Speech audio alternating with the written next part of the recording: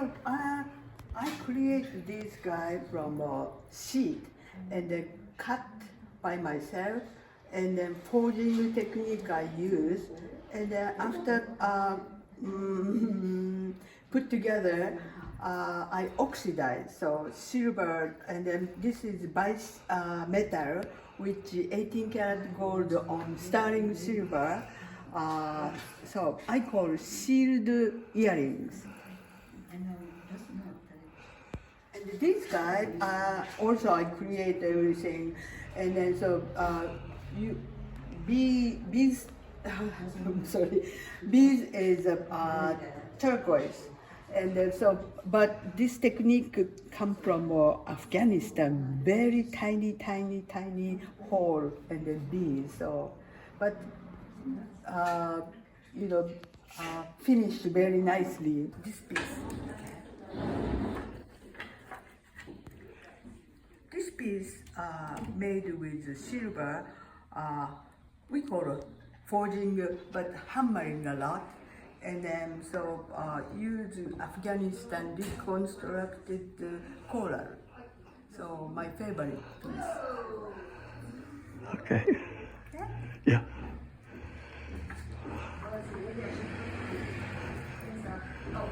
And the next, these guys I call it twig or wreath design. So.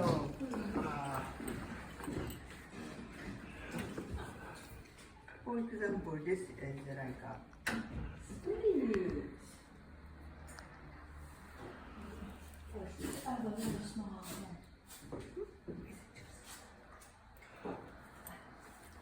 like this. Oh, nice, yes.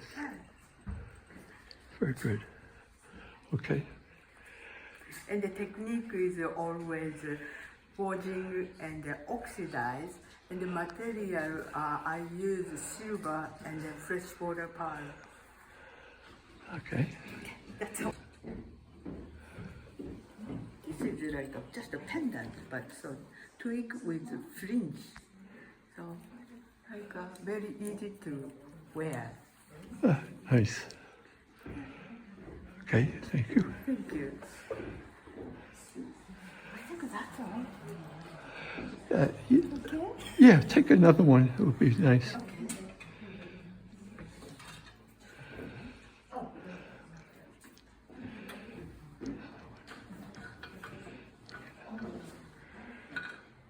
All right, one bottle of champagne is, And then yes, here. This is I call brunchy necklace. So,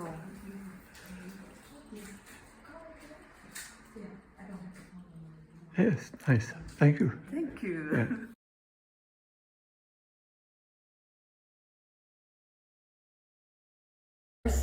And it actually is upside down. So this is a car, and this is its reflection in a puddle. But I just liked where that asphalt came, and I turned it upside down, and I liked it so much better. So that's why it's called a car in reverse. And this is Sunspot. It's just a reflection of a stained glass window and up in the Elk Gallery. And well, this is me. I like car things, and I like not knowing exactly what it's going to look like, And I'm quite pleased with this because I had to flip it, because otherwise, I realize it says no parking and it's sort of backward, but it's the only way I could get it so that it was easy to read that it was no parking. And I just like that blue line across there and the red line over here. I'm very pleased with that one. I'm really happy with everything in this show, to tell you the truth. This was a total accident.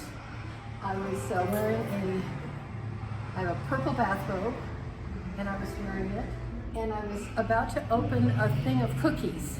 and you know, in aluminum foil. And then as I got close to it, I realized that I was being reflected in it.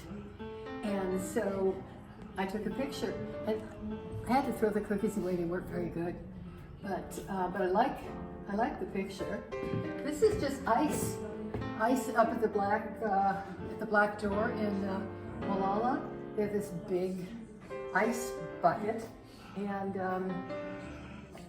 that's what it looks like. And I mean, a lot of these are extremely local. This is right next door. This is the gallery through the glass block window and it was Halloween time. So Redwood Credit Union, huh? Yeah, the credit union. Thank you. It says beware, and there are all these bats on it. So I thought that was fun for this show. I was parked waiting for a friend, and I looked up, and there were all these trees. And it's one of those things that can be hung 4 different ways. You know, so I couldn't make up my mind which was the top, so I thought, well, I need a horizontal, so that's how it became.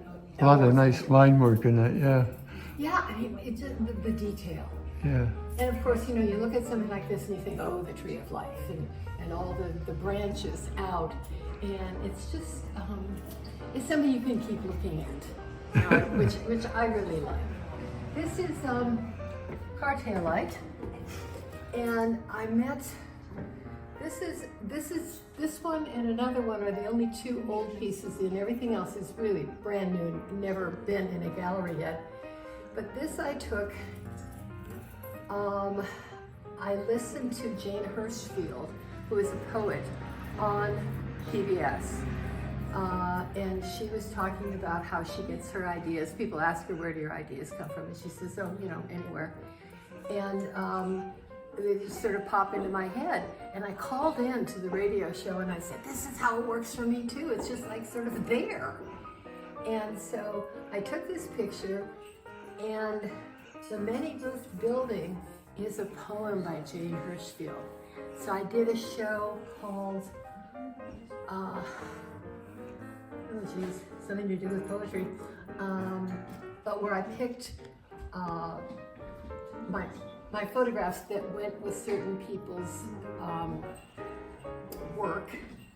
And so this one is a many-roofed building, and it kind of, you know, looks like there's a lot going on there. This other one over here is an E.E. Cummings. I think it's E.E. Cummings. I've heard the mermaids singing. The which? I have heard the mermaids singing. Oh, yeah. And, but they will not sing for me. Oh, yeah, yeah. So I didn't add the second line. But that and this one are the only older pieces. This is quite recent. It's just me, again, I wear a lot of pink and purple. So it's just me reflected in a headlight. And it was, you know, it's just so much fun. I mean, there's a little bit of aqua there. And then there's a little bit of blue over here from the sky. A little more aqua down here. And it's just one of those things, it's like an oriental rug. You can look at the pattern and you can get involved in the pattern and just sort of, you know, sink down into it. And this was just the lower part of a wall in Portugal. Last year before, a friend of mine and I went on a painting holiday. She was the painter and I was the +1. And I got so many interesting photographs. It was just so much fun. And here's again E.E. Cummings, hearing the mermaid singing. And this is up at Elk. This is a bowl made by somebody there, and this is where it's displayed in the Elk, the art collective in Elk. And this is my kitchen floor. Oh, dragonfly! Ah, this is my kitchen floor, and this is a shadow of my chair. And I just liked the combination. Very geometric sort of thing. I love, yeah. And I love black and white. but I try to, you know, to not get into it because I think I'm better at color. But that was just too much fun. So that's